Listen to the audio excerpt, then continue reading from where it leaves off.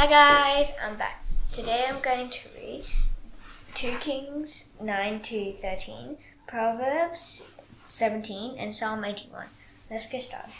Then Elisha the prophet called one of the sons of the prophets and said to him, "Tie up your garments and take this flask of oil in your hand, and go to Grandma's Gilly.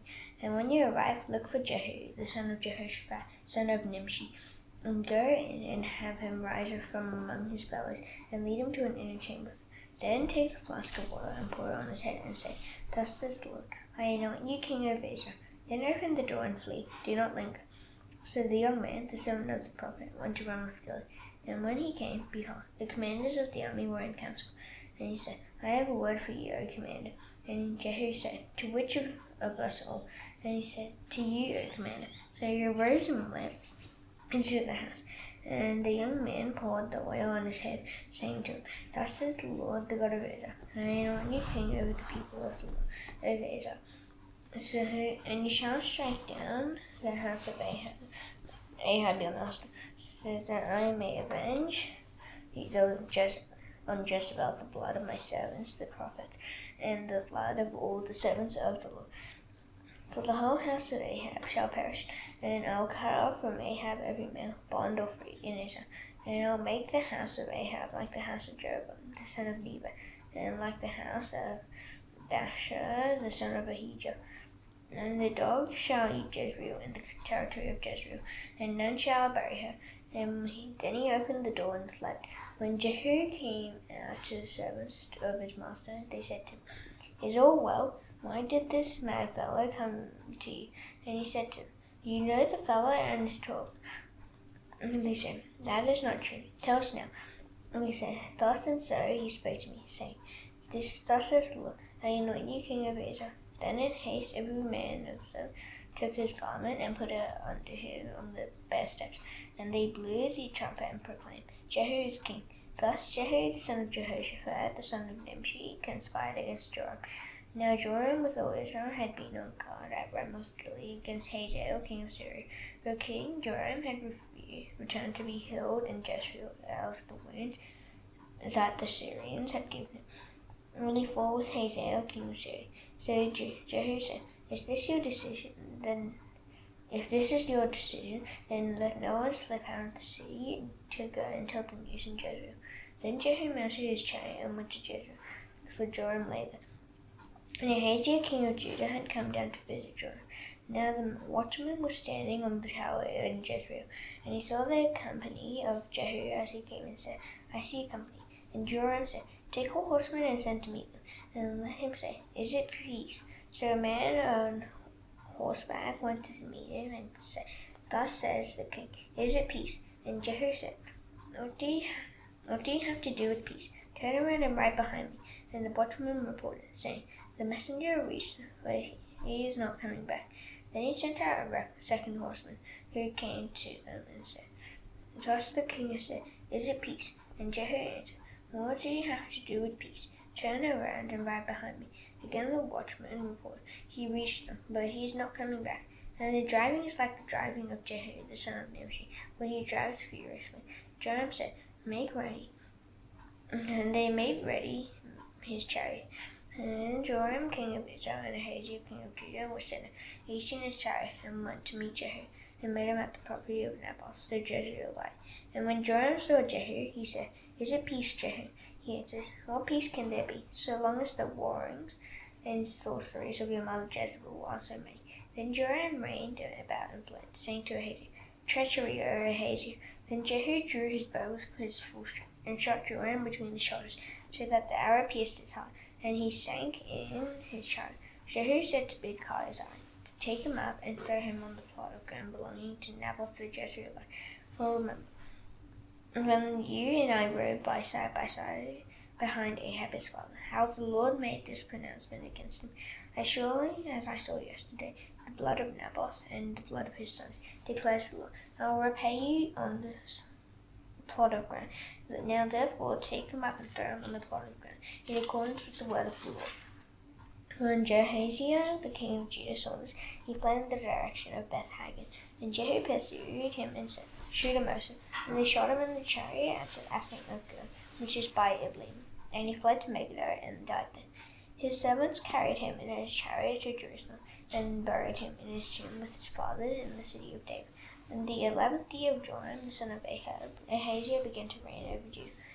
When Jehu came to Jezreel, Jezebel heard of it, and she painted her eyes and adorned her head and looked out for the widow. And as Jehu entered the gate, she said, "Is it peace, you Zimri, murderer of your master?" And he lifted up his face to the window and said, "Who is on my side?" Who? 2 or 3 Anaches looked out at him. He said, "Throw her down." So they threw her down, and some of her blood spattered on the wall and on the horses, and they trampled on her. Then he went in and ate and drank. And he said, "See now to this cursed woman and bury her, for she is a king's daughter." But when they went to bury her, they found no more of her than the skull and the feet and the palms of her hands.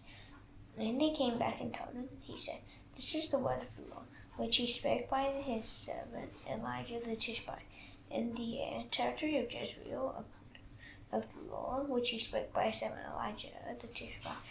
In the territory of Jezreel, the dog shall eat the flesh of Jezebel, and the corpse of Jezebel shall be as dung on the face of the field in the territory of Jezreel, so that no one can say, 'This is Jezebel.'" Now Ahab had 70 sons in Samaria. So Jehu wrote letters and sent them to Samaria, to the rulers of the city, to the elders, and to the guardians of the sons of Ahab, saying, "Now then, as soon as this letter comes to you, seeing your master's sons are with you, and there are with you chariots and horses, fortified cities also, and weapons, select the best and fittest of your master's sons, and set him on his father's throne, and fight for your master's house." But they were exceedingly afraid, and said, "Behold, the two kings could not stand before him. How then can we stand?" So he was over the palace, and he who was over the city, together with the elders and the guardians, sent to Jehu, saying, "We are your servants, and we will do all that you tell us. We will not make anyone king. Do whatever is good in your eyes." Then he wrote to them a second letter, saying, "If you are on my side, and if you are ready to obey me, take the heads of your master's sons and come to me at Jezreel tomorrow at this time." Now the king's sons, 70 persons, were with the great men of the city, who were bringing them up. And as soon as the letter came to them, they took the king's sons and slaughtered them, 70 persons, and put their heads in baskets and sent them to him at Jezreel. When the messenger came and told him that he brought the heads of the king's sons, he said, "Lay them in 2 heaps at the entrance of the gate until the morning." Then in the morning, when he went out, he stood and said to all the people, "You are innocent. It was I who conspired against my master and killed him, who struck down all these. Know then that there shall fall to the earth nothing of the word of the Lord, which the Lord spoke concerning the house of Ahab. For the Lord has done what he said by his servant Elijah." So Jehu struck down all who remained of the house of Ahab until in Jezreel, and all his great men and his close friends and his priests, until he left none remaining. Then he set out and went to Samaria. On the way, when he was at Beth Eked of the shepherds, Jehu met the relatives of Ahaziah king of Judah, and he said, "Who are you?" And they answered, "We are the relatives of Ahaziah, and we came down to visit the royal princes and the sons of the queen mother." He said, "Take them alive." And they took them alive and slaughtered them at the pit of Beth Eked, 42 persons, and he spared none of them. And when he departed from there, he met Jehonadab the son of Rechab coming to meet him. And he greeted from him and said to him, "Is your heart true to my heart as mine is to yours?" And Jehonadab answered, "It is." Jehu said, "If it is, give me your hand." So he gave him his hand. And Jehu took him out with him into the chariot.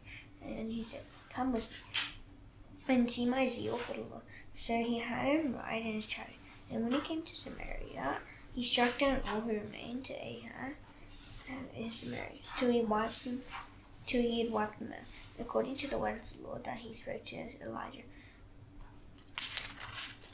Then Jehu assembled all the people and said to them, "Ahab served Baal a little, but Jehu will serve him much. Now therefore call to me all the prophets of Baal, all his worshippers and all his priests. Let none be missing, for I have a great sacrifice to offer to Baal. Whoever is missing shall not live." But Jehu did it with cunning in order to destroy the worshippers of Baal. And Jehu ordered, sanctify a solemn assembly for Baal. So they proclaimed it. And Jehu sent throughout all Israel, and all the worshippers of Baal came, so that there was not a man left who did not come. And they entered the house of Baal, and the house of Baal was filled from one end to the other. He said to him who was in charge of the wardrobe, "Bring out the vestments for all the worshippers of Baal." So he brought out the vestments for all of them. Then Jehu went into the house of Baal with Jehonadab, the son of Rechab, and he said to the worshippers of Baal, "Search and see that there is no servant of the Lord here among you, but only the worshippers of Baal." Then they went in to offer sacrifices and burnt offerings. Now Jehu had stationed 80 men outside and said, "The man who allows any of those whom I give into your hands to escape shall forfeit his life." So as soon as he had made an end of offering the burnt offering, Jehu said to the guard and to the officers, "Go in and strike them down. Let not a man escape." So when they put them to the sword, the guard and the officers cast them out and went into the inner room of the house of Baal. And they brought out the pillar that was in the house of Baal and burned it. And they demolished the pillar of Baal and destroyed the house of Baal and made it a latrine to this day. Thus Jehu wiped out Baal from Israel. But Jehu did not turn aside from the sins of Jeroboam the son of Nebat, which he made Israel to sin. That is, the golden calves that were in Bethel and Dan. And the Lord said to Jehu, "Because you have done well in carrying what is right in your eyes, and have done to the house of Ahab according to all that was in my heart, your sons of the fourth generation shall sit on the throne of Israel." But Jehu was not careful to walk in the law of the Lord, and the God of Israel, with all his heart. He did not turn away from the sins of Jeroboam, which he made Israel to sin. In those days the Lord began to cut off parts of Israel. Hazael defeated them throughout the territory of Israel, from the Jordan eastward to the land, all the land of Gilead, the Gadites and the Reubenites, and the Manassites, from Arel, which is by the valley of the Arnon, that is Gilead and Bashan. Now the rest of the acts of Jehu and all that he did, and all his might, are they not written in the book of the Chronicles of the kings of Israel? So Jehu slept with his fathers, and they buried him in Samaria. And Jehoahaz his son reigned in his place. The time that Jehu reigned over Israel in Samaria was 28 years. And now when Athaliah, the mother of Ahaziah, saw that her son was dead, she arose and destroyed all the royal family. But Jehoshaphat, the daughter of King Joram, sister of Ahaziah, took Joash, the son of Ahaziah, and stole him away from among the king's sons who were being put to death. And she put him and his nurse in a bedroom. Thus they hid him from Athaliah, so that he was not put to death. And he remained with her 6 years, hidden in the house of the Lord, while Athaliah reigned over the land. But in the 7th year, Jehoiada sent and brought the captains of the Cowrites and the Goths, and had them come to him in the house of the Lord.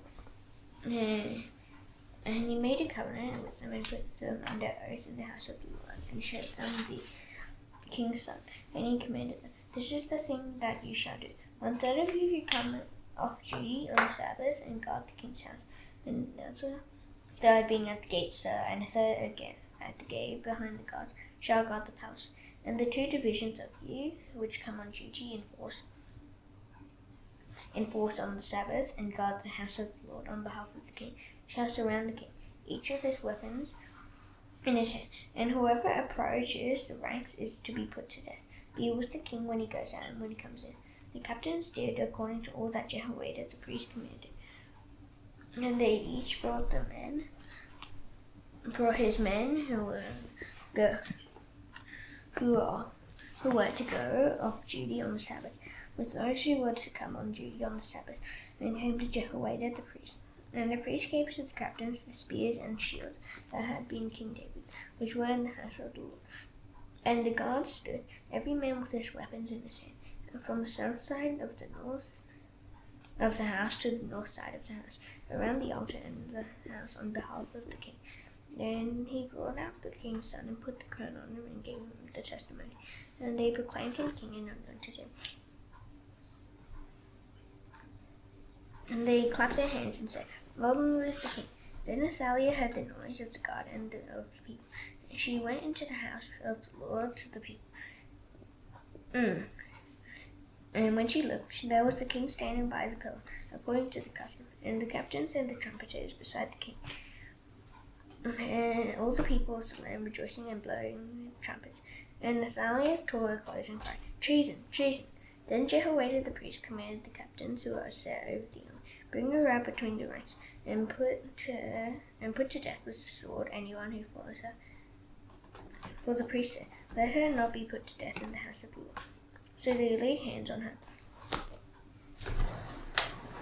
And she went through the horses' entrance to the king's house, and there she was put to death. And Jehoiada made a covenant between the Lord and the king and people, that there should be the Lord's people, and also between the king and the people. And then all the people of the land went to the house of Baal and tore it down. His altars and all his images they broke in pieces, and they killed Mattan the priest of Baal before the altars. And the priest posted watchmen over the house of the Lord. And he took the captains, the Karites, the guards, and all the people of the land. They brought the king down from the house of the Lord, marching through the gate of the guards to the king's house. And he took a seat on the throne of the kings. So all the people of the land rejoiced, and the city was quiet after Athaliah had been put to death with a sword at the king's house. Jehoash was 7 years old when he began to reign. In the 7th year of Jehoash began to reign, and he reigned 40 years in Jerusalem. His mother's name was Zibiah of Beersheba, and Jehoash did what was right in the eyes of the Lord all his days, because Jehoiada the priest instructed him. Nevertheless, the high places were not taken away. The people continued to sacrifice and make offerings on the high places. Jehoash said to the priests, "All the money of the holy things that is brought into the house of the Lord, the money for which each man is assessed, the money from the assessment of persons, and the money that a man's heart prompts him to bring into the house of the Lord, let the priest take, each from his donor, and let them repair the house wherever any need of repairs is discovered." By the 23rd year of King Jehoash, the priest had made no repairs on the house. Therefore King Jehoash summoned Jehoiada the priest and the other priests and said to them, "Why are you not repairing the house? Now therefore take no more money from your donors, but hand it over to the repair of the house." So the priests agreed that they should take no more money from the people, and that they should not repair the house. Then Jehoiada the priest took a chest and bored a hole in the lid of it and set it beside the altar on the right side as one entered the house of the Lord. And the priests who guarded the threshold put in all the money that was brought into the house of the Lord. And whenever they saw that there was much money in the chest, the king's secretary and the high priest came up and they bagged and counted the money that was found in the house of the Lord. Then they would give the money that was weighed out into the hands of the workmen who had the oversight of the house of the Lord. And they paid it out to the carpenters and the builders who worked on the house of the Lord, and to the masons and the stonecutters, and as well to buy timber and quarried stone for making repairs on the house of the Lord, and for any outlay for the repairs of the house. But they were not made for the house of the Lord basins of silver, snuffers, bowls, trumpets, or any vessels of gold or of silver from the money that was brought into the house of the Lord. For that was given to the workmen who were repairing the house of the Lord with it. And they did not ask for an accounting from the men whose hand they delivered the money to pay out to the workmen, for they dealt honestly. The money from all the guilt offerings and the money from the sin offerings was not brought into the house of the Lord. It belonged to the priests. At that time Hazael, the king of Syria, went up and forth against Gath and took it. But when Hazael set his face to go up against Jerusalem, Jehoash, king of Judah, took all the sacred gifts that Jehoshaphat and Jehoram and Hazael, his fathers, the kings of Judah, had dedicated, and his own sacred gifts, and all the gold that was found in the treasuries of the house of the Lord, and of the king's house, and sent these to Hazael, king of Syria. Then Hazael went away from Jerusalem. Now the rest of the acts of Joash and all that he did, are they not written in the chronicles of the kings of Judah? His servants arose and made a conspiracy and struck down Joash in the house of Millo, on the way that goes down to Sil. It was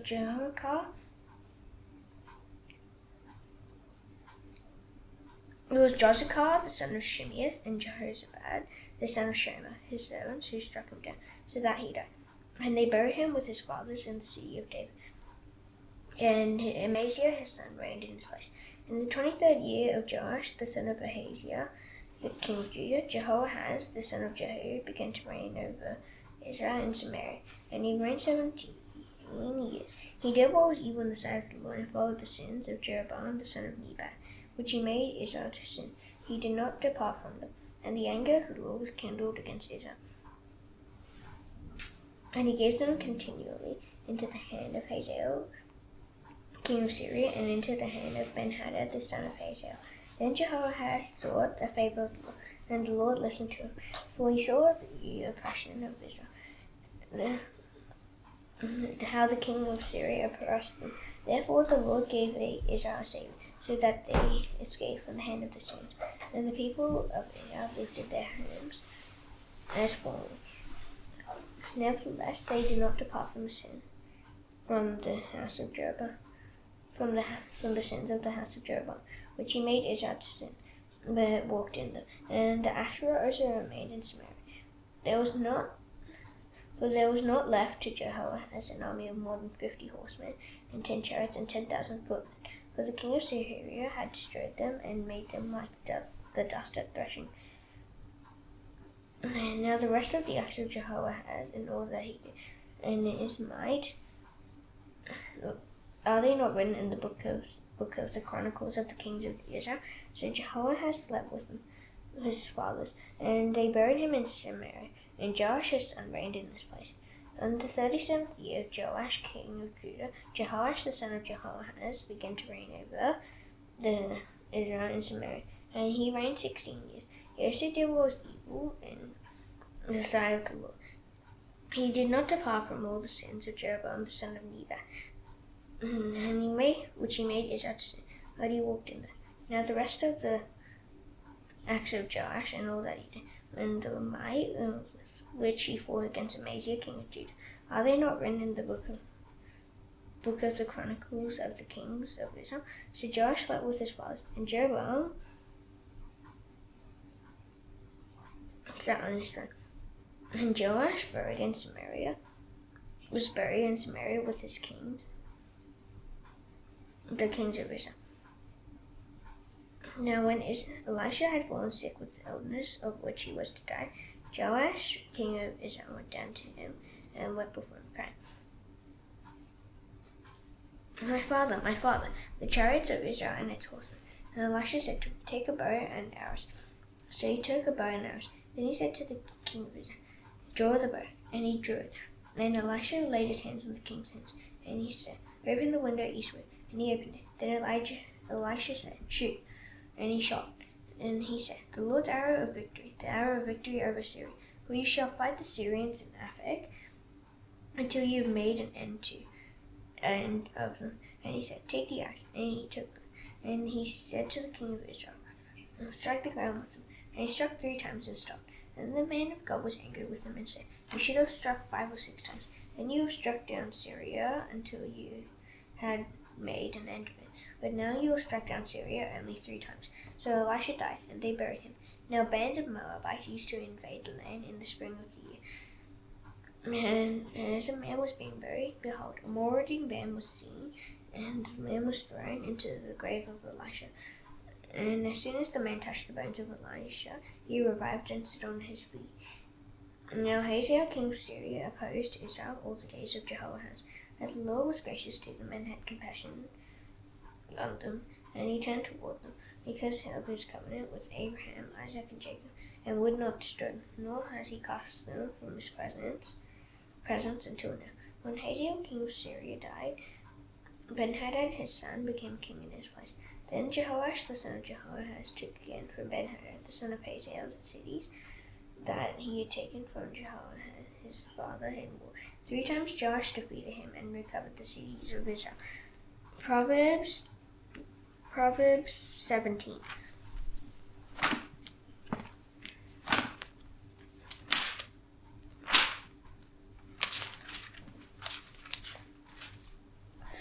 Better is a dry morsel with quiet than a house full of feasting with strife. A servant who deals wisely will rule over a son who acts shamefully, and will share the inheritance as one of the brothers. The crucible is for silver, and the furnace is for gold, and the Lord tests hearts. An evildoer listens to wicked lips, and a liar gives ear to a mischievous tongue. Whoever mocks the poor insults his maker. He who is glad at calamity will not go unpunished. Grandchildren are the crown of the aged, and the glory of children is their fathers. Fine speech is not becoming to a fool, and still less is false speech to a prince. A bribe is like a magic stone in the eyes of the one who gives it. Wherever he turns it, he prospers. Whoever covers an offense seeks love, but he who repeats a matter separates close friends. A rebuke goes deeper into a man of understanding than 100 blows into a fool. An evil man seeks only rebellion, and a cruel messenger will be sent against him.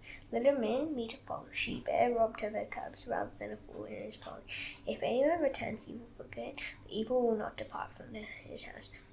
The beginning of strife is like letting out water, so quick before the quarrel breaks out. He who justifies the wicked and he who condemns the righteous are both alike an abomination to the Lord. Why should a fool have money in the hand to buy wisdom when he has no sense? A friend loves at all times, and a brother is born through adversity. One who lacks sense gives a pledge and puts a security in the presence of his neighbor. Whoever loves transgression loves strife. He who makes his door high seeks destruction. A man of crooked heart does not discover good, and one with a dishonest tongue falls into calamity.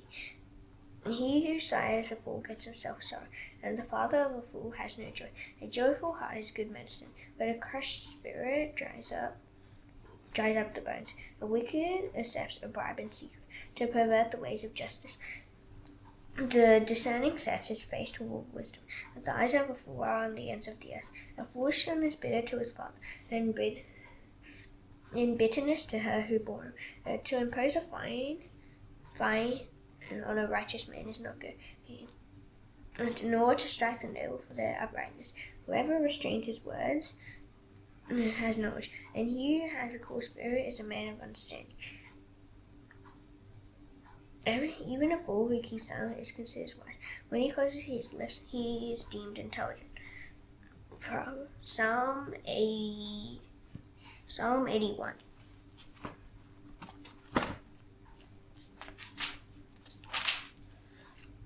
Sing aloud to God our strength. Shout for joy to the God of Jacob. Sing, raise a song, sound with the tambourine, the sweet lyre with the harp. Blow the trumpet at the new moon, at the full moon, on our feast day. For it is a statute for Israel, a rule of the God of Jacob. He made a decree in Joseph when he went out over the land of Egypt. I hear a language I had not known. I relieved your shoulder of the burden. Your hands were freed from the basket. In distress you called, and I delivered you. I entered you in the secret place of thunder. I tested you at the waters of Meribah. Hear, O my people, why I admonish you. O Israel, if you will but listen to me, there shall be no stranger God among you. You shall not bow down to a foreign God. I am the Lord your God, who brought you up out of the land of Egypt. Open your mouth wide, and I'll fill it. For my people did not listen to my voice. Israel would not submit to me, so I gave them over to their stubborn hearts, to follow their own counsels. Oh, that my people would listen to me, and that Israel would walk in my ways. Now would soon subdue their enemies and turn my hand against their foes. Those who hate the Lord would cringe toward him, and their fate would last forever. But he would feed you with the finest of the wheat, and with honey from the rock I would satisfy you. God has taken his place. Oh. Now that's done, I shall now do the Lord's Prayer. Please bow your heads. Our Father in heaven, hallowed be your name. Your kingdom come, your will be done on earth as it is in heaven. Give us today our daily bread. Forgive us our debts, as you also forgive our debtors. Lead us not into temptation, but deliver us from the evil one. For yours is the kingdom, and the power, and the glory forever. Amen. See you tomorrow. Bye.